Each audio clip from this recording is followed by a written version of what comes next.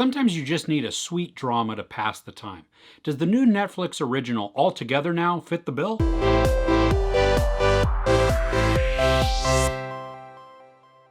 An extremely helpful high schooler deals with adversity and has to learn how to accept help from her friends to overcome her troubles and fulfill her dreams. Our main character, Amber, is fun and sweet, and you can tell how she's not only driven to succeed, but really driven to help other people. She works at a retirement home, she teaches English to immigrants, and she also heads up tons of causes which benefit her school. Now, she does have family struggles, which makes her life chaotic at times. And she has a lot going against her, which could lead to some depression. But luckily, she's pretty positive of a person, and she's also surrounded by some really great friends. The friends are a little geeky and goofy, but they're a great group. I wish that we would have seen more interactions from them as a group. I mean, we get a couple, but what I liked was great, and so I wanted to see more of that. It just showed the camaraderie, the friendship, the love even between all of them. After a couple of those interactions as a group, it then transforms into interactions with just 2 or 3 people. 2 of Amber's friends, Ty and Ricky, are really great. I mean, they each have their own quirks, but their own strengths as well. And they're wonderful to watch because of how they fit with Amber and how they complement her, just her character, and work to build her up and bring out the best in her. Amber's dynamic with her mom is sweet at times, but mostly there's a lot of tension there. And that stems from just the difficulties that they're facing as a family. And so that drama and that tension, I mean, you feel it. And it comes on not slowly, but not just abruptly either. I mean, we're introduced to it, but it's not long and drawn out. I mean, we understand what the circumstance is and how they got there and kind of how they're working to get out of it. A good portion of the film is sweet and fun, and then about 2/3 of the way through, there's a gut punch, and it drastically changes the tone of the film. It gets kind of dark and sad.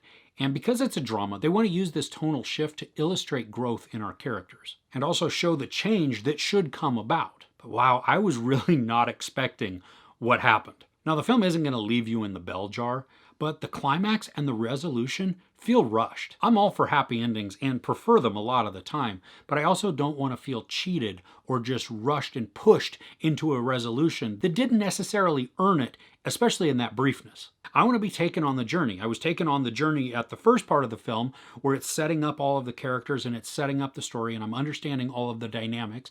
Then we have the tonal shift of, oof, okay, now the drama really comes into play. There's opportunity for character growth. There's more conflict and even deeper conflict and hurt that maybe has to be overcome. And then we get to the resolution and it's like, done, okay, movie over. I mean, it just wraps up the tension in one scene, and then it calls it good. And the film deserved more than that, that we could have gotten a little bit more time to just breathe on that. I mean, the film wraps up that tension in one scene, and boom, it's over. And what that does is it also then begins to feel a little unrealistic, especially when you compare it to everything else we've seen in the film, where we've seen that drama build up and all of the things that I described.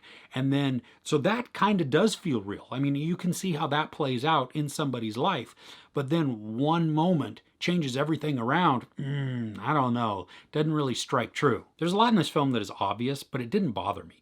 When I saw the trailer, what I was expecting to see from the movie was just a feel-good drama. Maybe some comedy in there, a little bit of lightheartedness, some touching moments with maybe a little bit of sadness or a little bit of darkness to create some conflict, and then we can go along our way. And that's pretty much what we get.